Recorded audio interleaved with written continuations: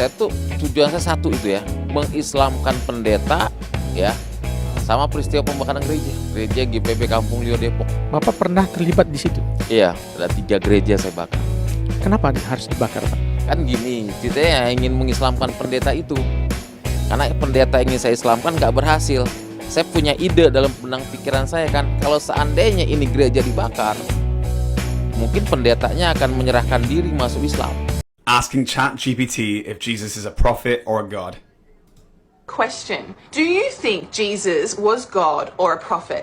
What I want you to do is read the Bible in a non-biased perspective. I want you to tell me if it's more likely that Jesus was a prophet or a god. Forget the church, forget the Christians. I just want you to read the Bible. You must give me an answer, and it must be in less than 1 paragraph. What does it say? Reading the Bible from a non-biased perspective and focusing solely on its content, it's more likely that Jesus is portrayed as a prophet. The Bible frequently depicts him as a messenger of God, someone who teaches, guides, and performs miracles in God's name, which aligns closely with the role of a prophet. While there are instances where he is referred to in divine terms, the overall narrative emphasizes his role as a servant and messenger of God. Wow, my mind is blown. Ya gimana nggak mau bodoh, doa selalu minta Tuhan suruh datang. Menurut saya pendetanya tidak bodoh, Anda yang tidak paham. Yang saya persoalkan begini, Mongol. Anda masa pernah sekolah teologi ya? Anda punya kesaksian di mana-mana. Anda tidak mengerti konsep kata datanglah. Justru kedatangan Tuhan itu hal yang paling menyenangkan. Tapi kalau kamu Kristen palsu ya memang wajar kalau kamu takut. Sorry Mongol, ini kita saling melengkapi loh ya. Saya ngerti kalau kamu gagal sekolah Alkitab, apa ya, menghina imanmu sendiri. Kalau kau Kristen harusnya stand up yang baik-baik lah. Jadi Mongol, saudara saya ingat, lain kali kalau stand up ya lagi beri kesaksian, cerna dulu materinya baru diseberangkan supaya jangan bikin malu iman kita bersama ya. Di kesempatan kali ini kita akan memberitahukan ya tentang pendeta Mel Atok yang marah, yang ngamuk ini ya kepada Mongol. Jadi teman-teman mungkin sudah tahu ya kedua tokoh ini yaitu Mel Atok dan Mongol, di mana kalau saya lihat ini banyak nih teman-teman Muslim yang mengomentari, yang mengatakan bahwa Mongol ini bagus. Yang pertama, ya Mongol dipuji karena dianggap ya Mongol ini sudah mulai sadar, sudah mulai tahu tentang kebenaran. Di mana Mongol itu membongkar ya bahwa di gereja itu ada beginilah, ada begitulah ya. Dan teman-teman bisa cek videonya, banyak berselewaran ya, tentang Mongol memberikan kesaksian apa yang terjadi di gereja. Apalagi Mongol ini dulunya pernah sekolah teologi, pernah ikut dalam pelayanan juga, bahkan Mongol ini pernah ikut gereja yang namanya gereja setan ya. Dia pernah menjadi salah satu petinggi gereja setan. Itu si Mongol. Terus yang kedua, pendeta Mel Atok. Saya lihat ini banyak teman-teman Muslim yang memuji kejujuran dari pendeta Mel Atok, di mana Mel Atok mengungkap bagaimana gagalnya Kristen di Eropa dan Amerika membendung kemerosotan moral, membendung kebejatan dari ajaran setan, di mana manusia di sana sudah mulai terpengaruh dengan bujuk rayu setan, sudah mulai jatuh ke dalam dosa yang jelas-jelas sangat dibenci oleh Allah Subhanahu wa Ta'ala. Mel Atok dengan jujur mengungkap hal itu, dan dia pun sekarang diserang habis-habisan oleh orang-orang dari pihak Kristen sendiri. Untuk hal yang satu itu, untuk hal kritik kepada internal, harus kita akui Mel Atok bagus.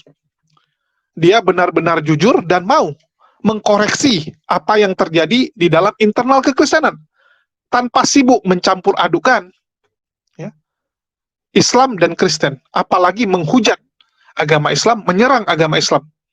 Itulah yang dihormati dan disalutkan oleh saudara-saudara Muslim kepada Mel Atok. Dia fokus membereskan internalnya. Dia fokus membersihkan internalnya.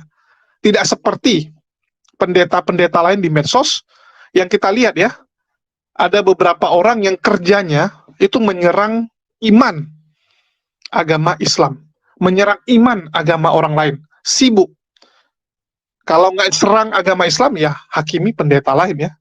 Kita bisa lihat banyak pendeta yang suka menghakimi pendeta lain, suka menjelekkan pendeta lain untuk meninggikan namanya.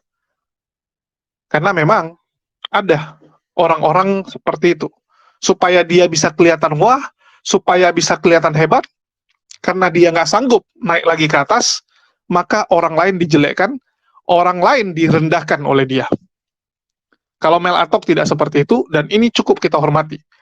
Tetapi, di sini saya ingin sampaikan satu hal kepada saudara-saudara muslim, yang namanya ular beludak tetaplah ular.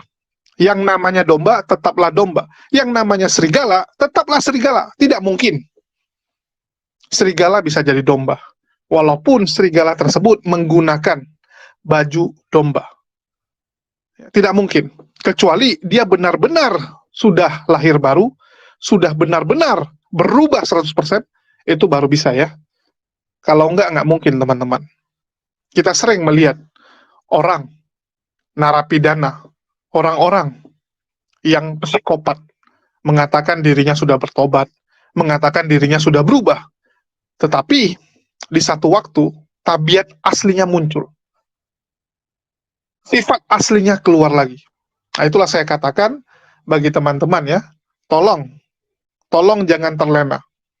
Jangan terlalu mengagungkan orang, jangan terlalu memuji orang. Karena yang namanya manusia itu tempat salah. Segalanya kita nggak tahu. Hari ini orang ini bagus, orang ini baik. Besok bisa jadi penjahat, bisa jadi pembunuh, banyak hal.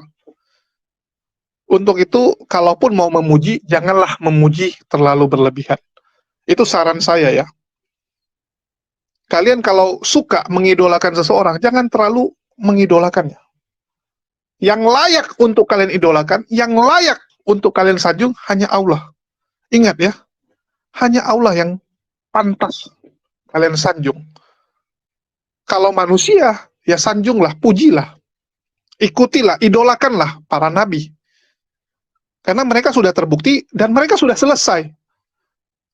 Sudah selesai, jadi nggak ada lagi yang bisa ditambah-tambahi lagi gitu. Beda dengan orang yang masih hidup. Kalian lihat artis A hari ini bagus sekali. Dia baik. Ya, tokoh masyarakat ini baik sekali, suka sumbang, suka membantu, bahasanya ramah. Tapi dia masih hidup, teman-teman. Besok dia bisa jatuh kepada dosa dan kesalahan. Tiba-tiba besok dia merampok, besok dia membunuh. Kita nggak tahu. Karena belum selesai. Ujian dia belum selesai di dunia. Jangan lupa, selama kita masih hidup, yang namanya setan akan terus mencoba membujuk rayu kita untuk jatuh ke dalam dosa. Jadi selama masih hidup, ya tetap bujuk rayu itu akan dilakukan.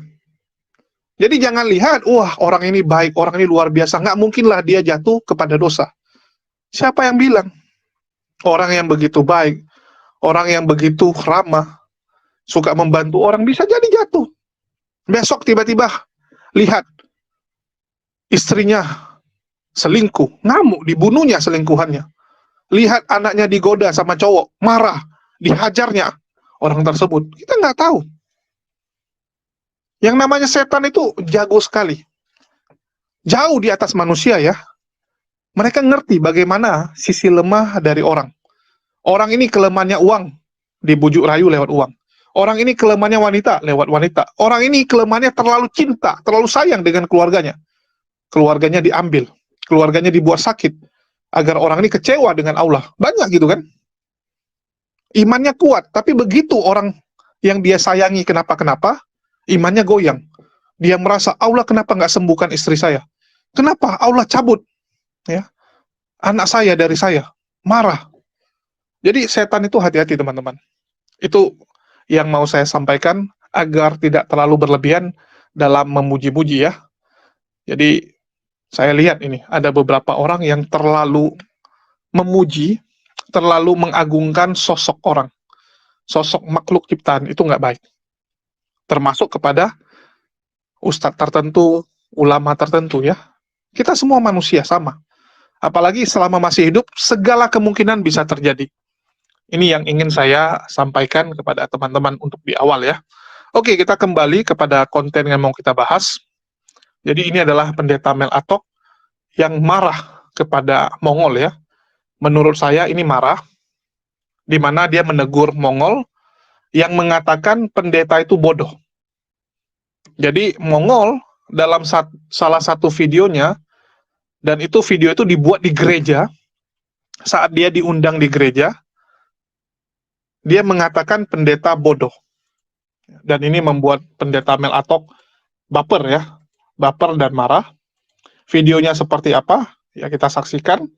Tetapi sebelumnya saya mau lampirkan dulu, karena kalau nggak saya lampirkan bahaya ya. Jadi mohon maaf, saya harus lampirkan. Karena kalau nggak banyak nih polemikus yang suka membuat fitnah. Nanti saya dilaporkan gitu kan, melaporkan HMC lantaran membuat fitnah kepada pendeta Mel Atok. Padahal ini video dari pendeta Mel Atok memang, bukan saya ngarang-ngarang, bukan saya ciptakan. Ini linknya, pendeta Mel Atok. Hei Mongol, pendeta tidak bodoh, kamu yang kurang paham agamamu.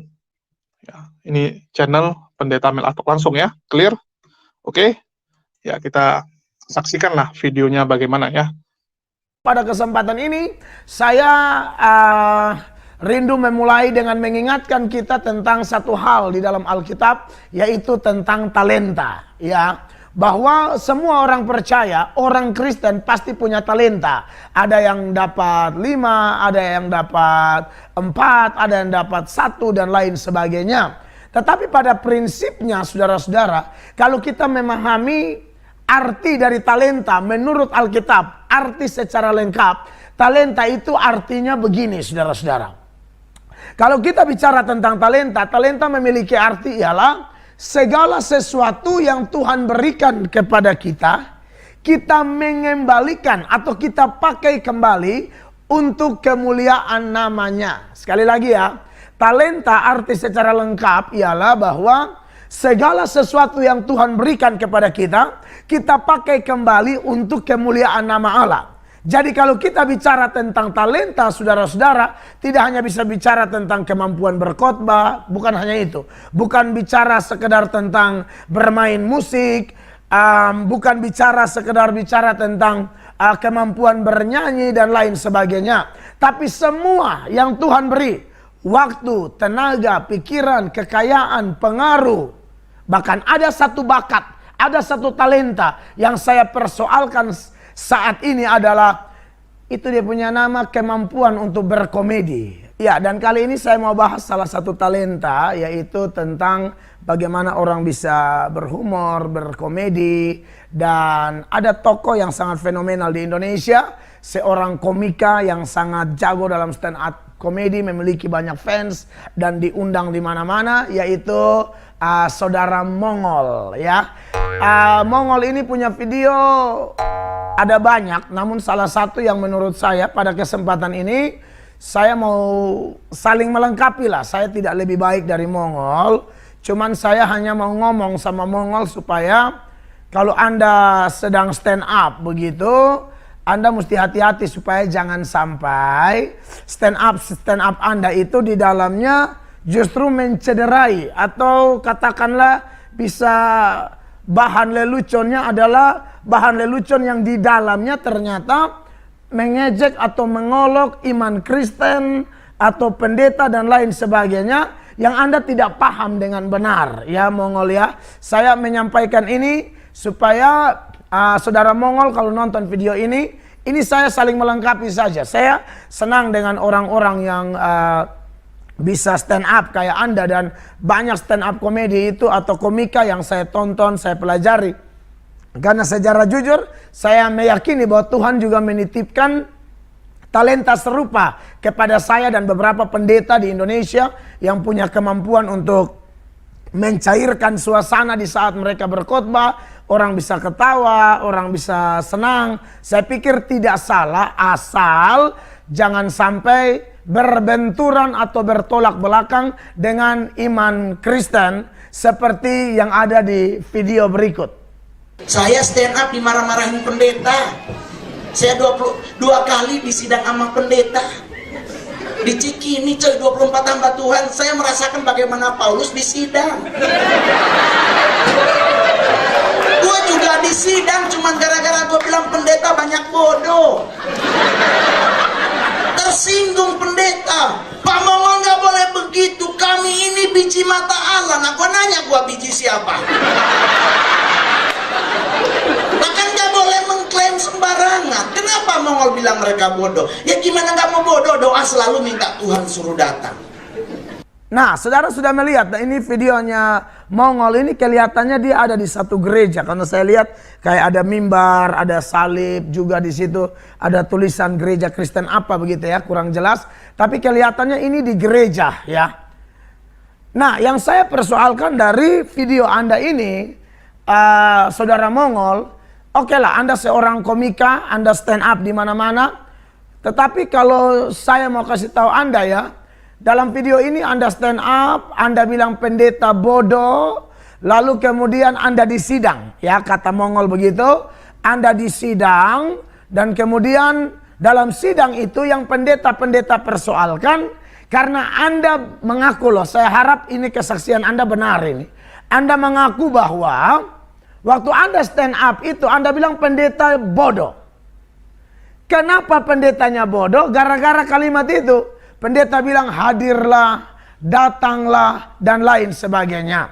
Saya justru berbeda dengan Anda, Mongol, bahwa menurut saya pendetanya tidak bodoh. Anda yang tidak paham.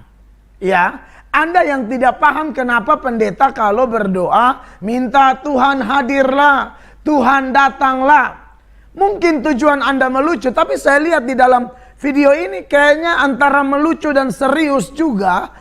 Anda mengkritisi pendeta, menganggap pendetanya bodoh. Lalu karena tidak mau dibilang bodoh, Anda bilang PA.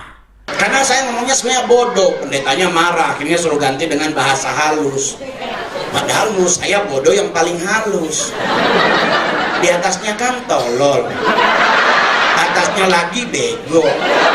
Kan nggak enak, jadi gantilah pakai PA.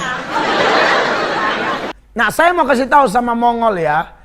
Anda kan di video ini juga Anda kasih tahu, Anda mantan mau sekolah teologi dulu. Saya pernah dengar kesaksian Anda ini, kalau nggak salah ya, Anda ini mantan gereja setan yang kemudian masuk sekolah teologi terus tidak jadi. Saya ingat persis si Mongol ini. Lalu Anda ngetop saat ini dan saya tahu kisah Anda bertobat dan di YouTube juga ada. Yang saya persoalkan begini Mongol, Anda masa pernah sekolah teologi ya? Anda punya kesaksian di mana-mana. Anda tidak mengerti konsep kata datanglah. Mongol, kalau bicara tentang datanglah, memang betul. Ada datang yang Anda persoalkan dan Anda takutkan itu. Yaitu second coming. Atau kedatangan Yesus yang kedua. Dan itu memang ada kaitan dengan kiamat. Tapi saya mau bilang sama Mongol, kenapa juga Mongol harus takut? Bukankah kalau Mongol orang Kristen, saya orang Kristen, justru kedatangan Tuhan itu hal yang paling menyenangkan. Hal yang paling apa ya, kita rindukan sebenarnya.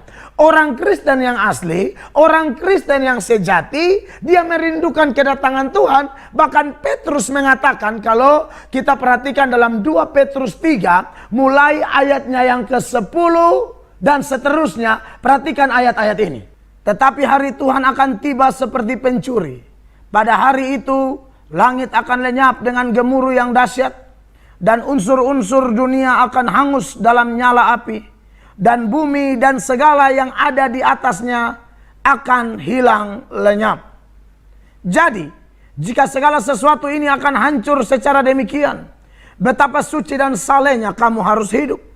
Yaitu kamu, garis bawahi, yaitu kamu yang menantikan dan mempercepat kedatangan hari Allah. Pada hari itu, langit akan binasa dalam api dan unsur-unsur dunia akan hancur karena nyalanya. Jadi saudara Mongol, dari ayat-ayat tadi tuh, di 2 Petrus 3 ayat 10, 11, dan 12 itu kan jelas, betul. Bahwa Tuhan datang kiamat. Kalau kedatangan yang Mongol maksudkan adalah kedatangan yang kedua. Tapi kalau orang Kristen sejati pun tidak perlu takut Mongol. Tuhan, hadirlah di tempat ini. Lu lupa kalau Tuhan datang kiamat? Ih, jangan dipanggil. Emang udah siap situ? Ih, saya kalau ke gereja dengar pendeta, Tuhan hadirlah, gua pulang, Bu. Nakut-nakutin nih pendeta. Jangan, coy. Yang hancur itu dunia dan semua orang yang tidak percaya kepada Yesus, tidak menerima Yesus, ya pasti hancur. Tetapi Anda dan saya Mongol, kalau kamu Kristen sejati loh. Tapi kalau kamu Kristen palsu, ya memang wajar kalau kamu takut.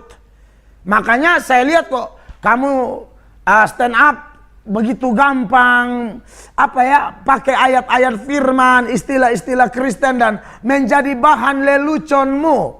Biarkanlah dia ditatanya yang kudus. Ngapain lu suruh turun? Emang lu pikir Tuhan kita teh celup? Naik turun naik. Tidak. Tuhan kita itu mulia. Amin. Dia udah di sebelah kanan, coy, di atas. Lu suruh turun, kosong, siapa yang jaga? Kan PA namanya. Sorry Mongol, ini kita saling melengkapi loh ya. Soalnya saya lihat waktu kau bikin lucu semua orang ketawa, dan sebagai hamba Tuhan, sebagai pendeta, sebagai sesama orang Kristen, waduh, banyak pihak lain yang non-Kristen mengomentari dan puji-puji kamu, padahal memuji kamu karena ketidakpahamanmu. Memuji kamu karena kamu menganggap pendeta bodoh dan kamu ketakutan dengan kedatangan Tuhan yang kedua kali.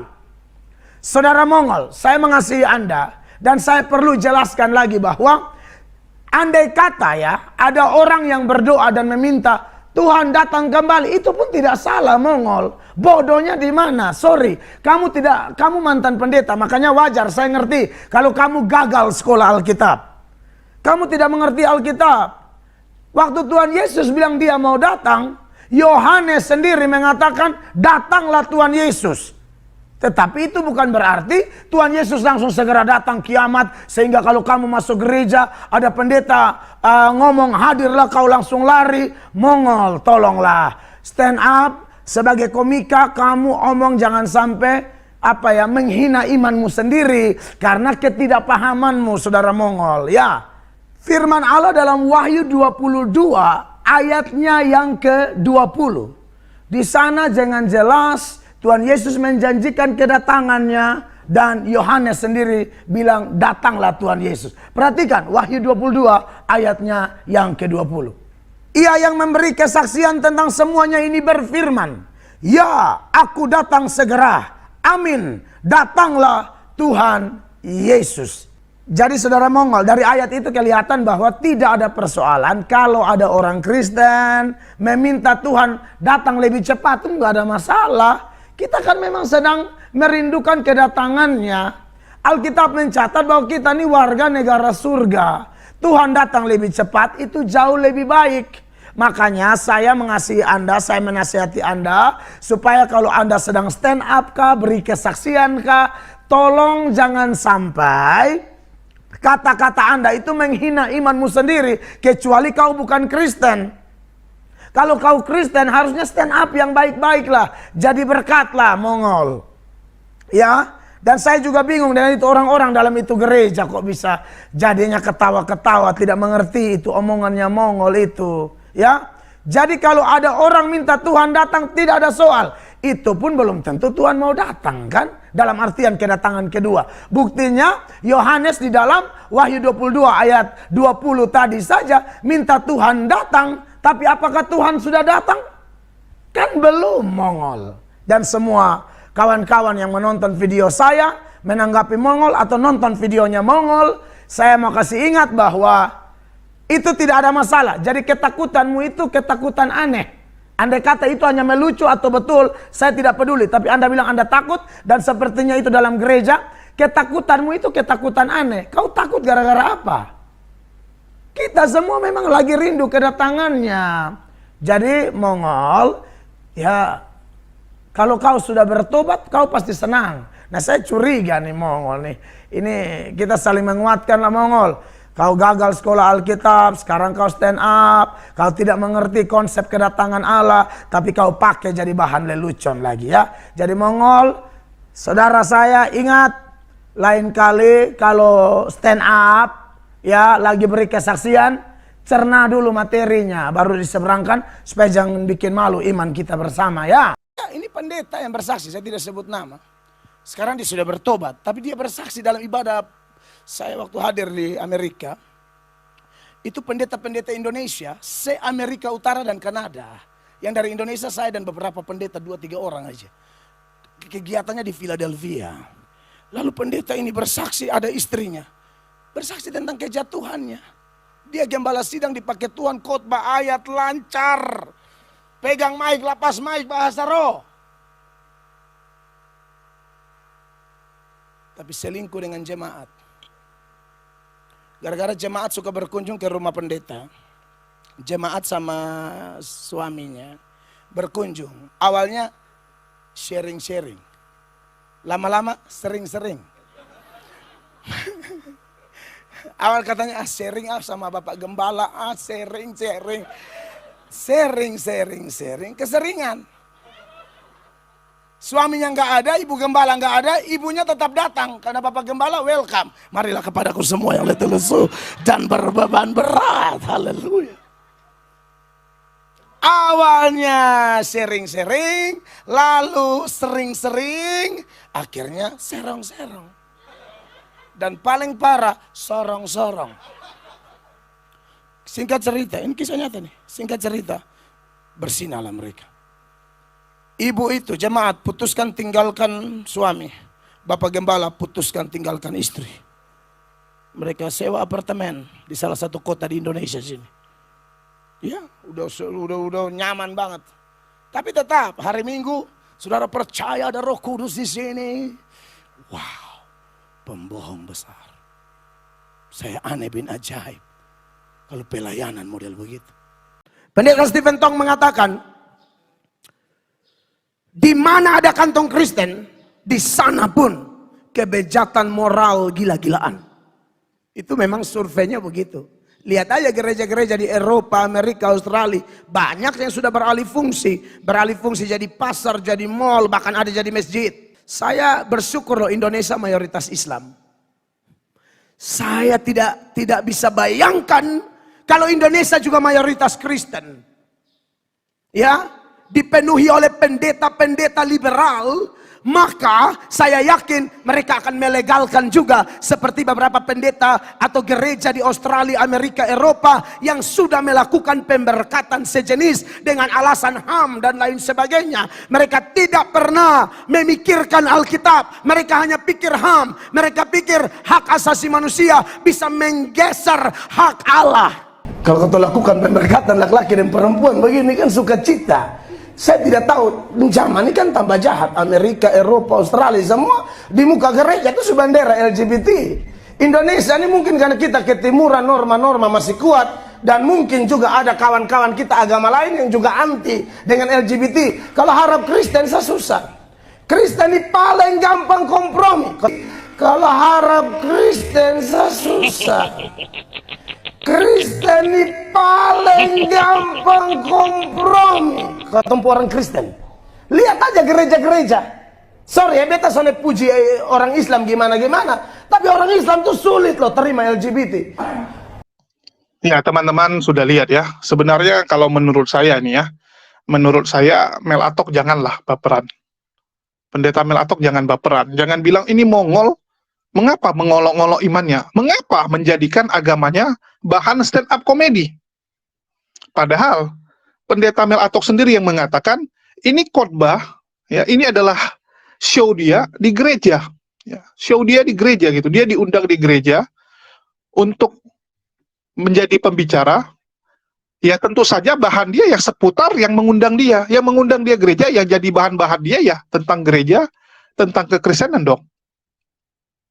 Karena dia diundang di sana. Kalau dia diundang oleh mungkin Kementerian Kelautan, ya mungkin dia akan jadi bahan kan apa ya, jadikan olok-olokan, jadikan bahan stand up-nya itu adalah tentang ikan, tentang kapal, tentang laut, tentang Kementerian Kelautan. Biasanya kan seperti itu. Anda diundang kemana, yang Anda jadikan lelucon, yaitu tujuannya apa? Apakah tujuannya mengolok-olok? Enggak, tujuannya menghibur kok. Stand up komedi itu kan tujuannya menghibur. tujuannya menghibur. Kalian bisa lihat, contoh itu, dulu Kiki ya, saat undang Anies Baswedan. Yang dilucu-lucukan ya Anies, kan gitu. Saat diundang sama Pak Jokowi, yang dilucu-lucukan ya tentang Pak Jokowi gitu kan. Jadi biasa saja. Itu di gereja, yang notabene ya, tentu saja di depan pendeta Mel Atok pasti ada duduk dong. Para pengurus gereja, termasuk pendetanya. Saya berani jamin, itu pasti ada pendeta di situ. Karena kan di gereja. Jadi pasti ada pendeta yang mendengar juga. Buktinya aja pendetanya ketawa. Pendeta yang di sana saya jamin juga ikut ketawa kan gitu.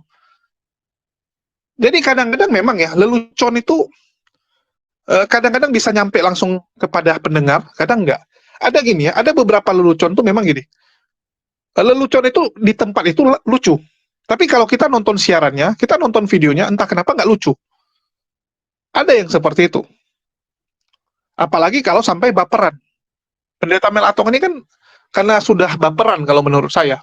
Ya, jadinya dia menganggap ini nggak lucu. Yang pertama, kita bahas aja lah. Ya, apa yang disampaikan Mel Atok. Ada satu yang saya setuju.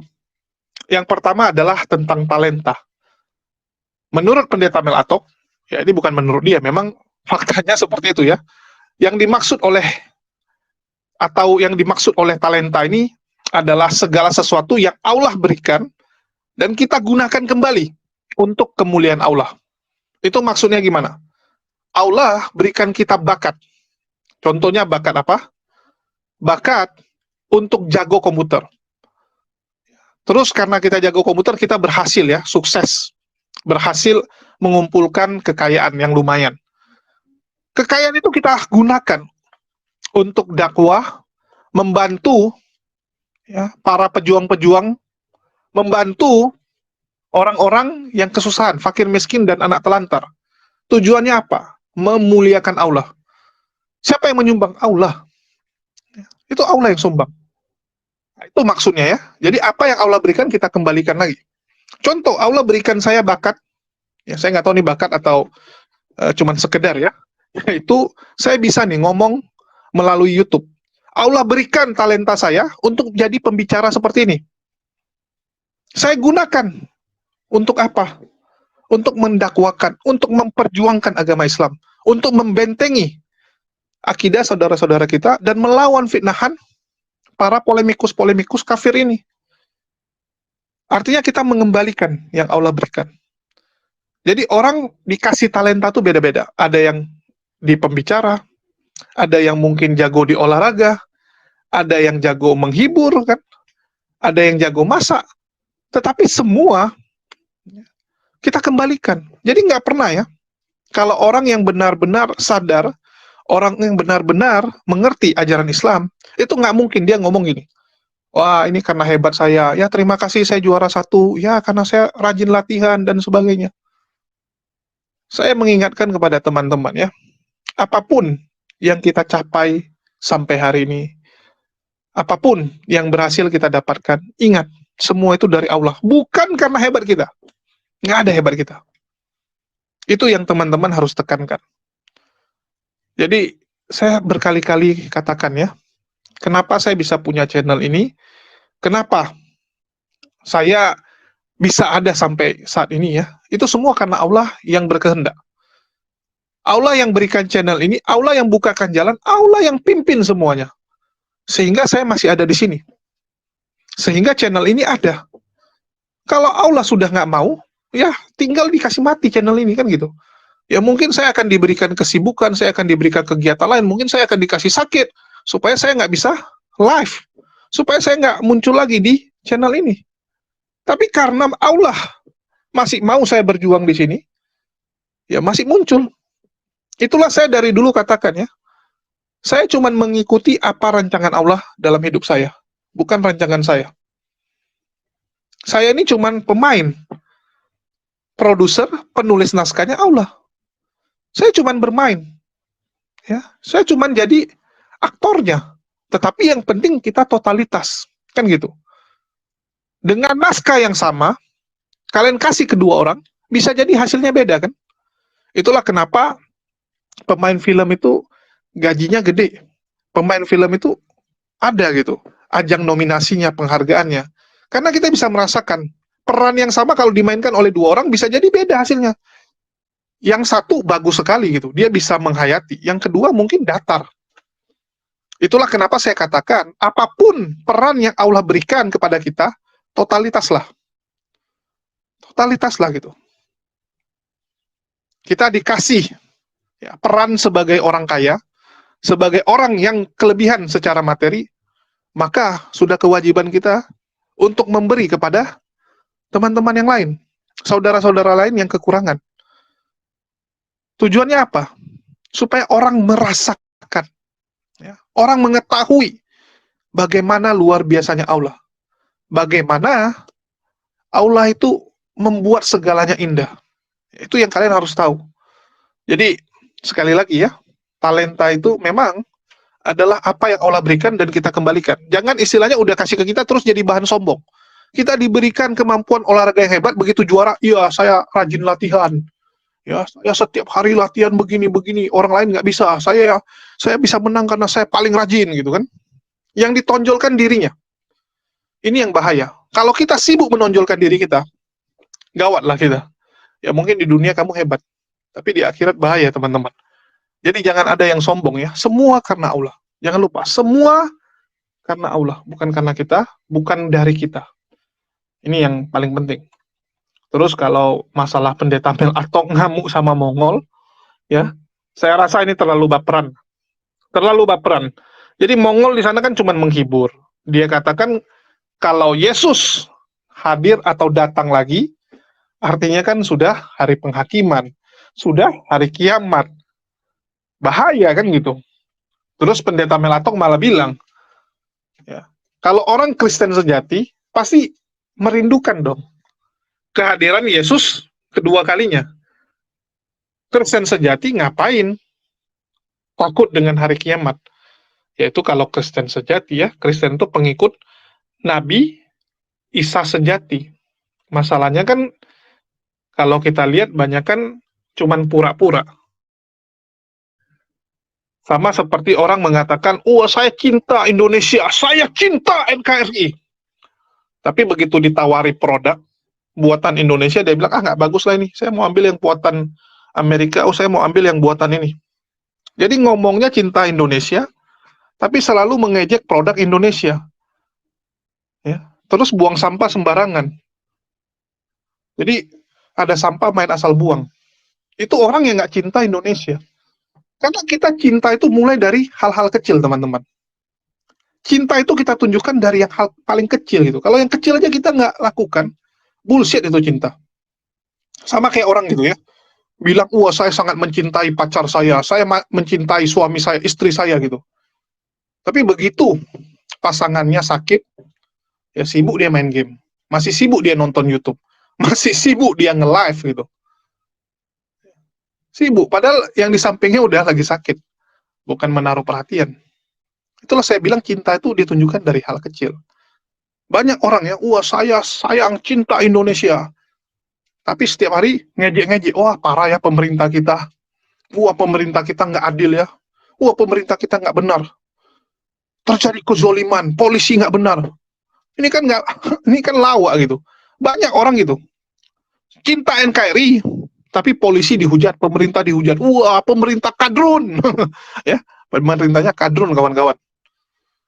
Dari mana Anda bisa klaim Anda cinta Indonesia? Cinta Indonesia, ya kita mengkritik boleh, tapi kasihlah solusi. Jangan kerjanya kritik, nggak ada solusi. Harusnya kasih pendapat, harusnya polisi begini, kasih solusi. Ini nggak, kerjanya maki-maki, marah-marah aja. Ya, lucu juga. Jadi kalau pendeta Mel Atok bilang, ya Tuhan dipanggil suka-suka hati, ini kan macam teh celup dia bilang tadi ya. Karena kita lihat banyak memang orang yang mengaku gitu kan, bisa memanggil Tuhan. Wah, saya panggil ke sini gitu kan. Udah panggil pulang. Minggu depan di tempat lain, saya panggil Tuhan ke sini. Jadi Tuhannya naik turun macam teh celup menurut pendeta Mel Atok. Kok pendeta? Menurut si Mongol ya. Itu kan cuman bahan lelucon lah. Itu kan bahan lelucon dan saya rasa nggak perlulah ditanggapi terlalu berlebihan. Malah ini jadi polemik, ini jadi satu bahan heboh, Karena ada pendeta yang baper. Kalau nggak ada yang baper, ya orang juga nggak akan peduli gitu. Orang kalau udah dengar humor ya udah sekedar gitu aja. Malah orang kalau lihat kamu tanggapi, ini malah makin menarik perhatian gitu. Jadi Anda yang membuat Mongol itu jadi diperhatikan oleh semua orang. Ya, Anda yang membuat bahwa khotbah-khotbah ataupun isi lawakan Mongol itu jadi sesuatu yang harus kita pelajari lagi. Ini apa sih gitu? Ya. Jadi kalau saya bilang ya Mongol ini kan cuma lucu-lucuan. Toh itu karena di gereja, maka yang dia bawa bahannya ya tentang kekristenan. Kan nggak lucu juga, dia di gereja, tapi yang dia bawa tentang Islam, Hindu gitu kan. Oh agama Islam tuh begini-begini, dia jadikan lelucon. Ya marah lah orang, nggak cocok gitu. Tapi ini kan dia di depan orang Kristen langsung ngomong Kristen juga. Sama kayak kita bilang gini, lebih bagus kita ngomong orangnya di depan orangnya gitu. Misal saya ketemu pendeta Melatok, saya bilang, Pak, kumis Anda kok agak aneh gitu kan, nampaknya begini-begini. Atau saya ngomong di belakang sama orang, wih kau tahu nggak, Melatok itu kumisnya begini-begini. Kan lebih cocok saya di depan Anda ngomong. Ya, langsung di depan Anda ngomong. Jadi janganlah baperan, ya itu yang paling penting. Terus kalau dibilang Kristen sejati rindu kehadiran Tuhan, ya nggak takut dengan hari kiamat, ya kembali lagi. Fakta membuktikan umat Muslim itu paling siap. Ya, orang Islam itu paling siap. Meninggal hari ini nggak ada masalah, meninggal besok nggak ada masalah, paling siap. Hari ini kiamat nggak ada masalah, besok kiamat pun nggak masalah, tahun depan kiamat nggak masalah. Kita siap ya. Jadi umat Muslim, ya, Muslim itu wajib siap kapanpun kiamat. Ya, kapanpun kiamat, kapanpun ya. Kalaupun kita meninggal hari ini siap gitu. Jadi itulah perbedaan mental ya. Kenapa? Karena kita percaya bahwa nanti endingnya itu kita ke surga. Jadi nggak ada yang kita takutkan. Tapi kalau ada orang-orang yang takut, ya mungkin dia masih banyak dosa gitu kan. Kenapa Mongol takut? Ya bisa jadi Mongol masih banyak dosa. Bisa jadi Mongol masih punya cita-cita belum tercapai. Pengen beli Ferrari, ya belum sampai. Pengen beli rumah ginian, belum sampai ya. Jadi dia masih pengen lama-lama di dunia. Kalau sudah yang nothing tulus, biasa siap. Orang yang nothing tulus atau memang orang yang mentalnya bagus, yang istilahnya amal ibadahnya sudah cukup, bekalnya sudah cukup, pasti siap. Pasti siap. Kalau luga, dia siap karena dia nggak ada yang dia miliki di dunia gitu kan. Dia merasa nggak ada punya apa-apa, ya udahlah dipanggil-panggil gitu kan. Jadi orang yang siap itu dua gitu. Yang pertama bekalnya udah cukup, ya amal ibadahnya udah cukup, ya udah. Atau yang kedua memang orang yang udah nggak punya gairah hidup, yang dia menganggap hidupnya itu udah hancur, nggak punya apa-apa, ya dia siap. Itulah kenapa orang gitu bisa bunuh diri kan. Orang yang bunuh diri artinya dia nggak takut mati lagi. Kenapa dia nggak takut mati? Karena nggak ada apa-apa gitu kan. Dia merasa sudah hilang semua. Dia merasa harapannya udah nggak ada, semua udah nggak ada. Ya udah dia siap. Nah, jadi sekali lagi ya, saya berharap saudara-saudara saya, ya, umat Muslim semua itu harus siapkanlah bekal ibadah yang akan kita bawa ke akhirat nanti. Jangan sampai kita menjadi orang-orang yang merugi nantinya, karena nggak ada lagi kesempatan untuk balik ke dunia, nggak ada lagi kesempatan untuk ya mengisi pahala-pahala kita. Jadi ibaratnya ini ujian sekali, nggak ada ujian ulangan, sekali ini ujian. Jadi pastikan Anda siapkan diri Anda, ya, Anda belajar baik-baik, Anda siapkan semua untuk menghadapi ujian ini kan gitu. Sama kayak kita di dunia, ini ujian sekali. Dan kita nggak tahu waktu ujian kita sampai kapan. Bisa jadi sampai hari ini aja, ya, habis itu kita meninggal. Bisa jadi sampai tahun depan, bisa jadi sampai minggu depan. Untuk itu jangan tunda-tunda, ya, jangan tunda-tunda berbuat baik. Jangan tunda-tunda mengumpulkan amal ibadah. Jadi itu sih yang mau saya sampaikan ya. Karena banyak orang yang mengatakan, oh nantilah saya tobat, oh nantilah tunggu kaya saya tobat. Kalau udah namanya tunggu-tunggu tuh nggak akan terjadi kawan-kawan. Kalian bisa cek. Dan kalian mungkin juga merasakan ya, kalau kalian udah ngomong, oh nantilah, itu nggak akan terjadi. Nggak akan terjadi. Ambil sikap. Hari ini saya berubah. Hari ini saya mau berubah. Ya, saya camkan dan saya lakukan. Jangan cuma dipikirkan, tapi dilakukan. Ya, lakukan perubahan. Mungkin itu aja yang bisa saya tanggapi untuk video ini ya. Dan beberapa hal yang saya sampaikan. Makasih buat teman-teman semua yang udah nyimak. Semoga apa yang saya sampaikan ini bisa bermanfaat lah. Ya, bisa bermanfaat. Dan sekali lagi, yang baik itu dari Allah. Segala kekurangan, salah-salah kata, kesalahan itu dari saya. Saya sebagai makhluk ciptaan yang punya keterbatasan, punya kelemahan, ya, pasti tidak luput dari kesalahan. Untuk itu saya memohon maaf apabila ada salah-salah kata, baik yang sengaja maupun tidak disengaja. Terima kasih buat teman-teman semua, dan terima kasih sebesar-besarnya yang saya ucapkan kepada teman-teman yang terus mendukung channel ini, ya, terus membantu perjuangan saya, bahkan tidak segan-segan ya, merogoh kocenya, merogoh isi kantongnya untuk membantu perjuangan saya yang makin hari makin berat ya, harus saya katakan, karena memang tahun 2023 ini menjadi tahun yang cukup berat bagi saya, tetapi saya yakin ini pasti bisa kita lewati dan kita bisa jadi pemenang ya, karena kita berjalan bersama Allah. Kita bukan mengandalkan manusia, kita bukan mengandalkan makhluk ciptaan, kita mengandalkan Allah, dan saya yakin semua akan beres. Oke, mungkin itu aja dari saya. Makasih buat semuanya. Di akhir kata saya ucapkan wassalamualaikum warahmatullahi wabarakatuh. Sampai jumpa di konten-konten kita selanjutnya.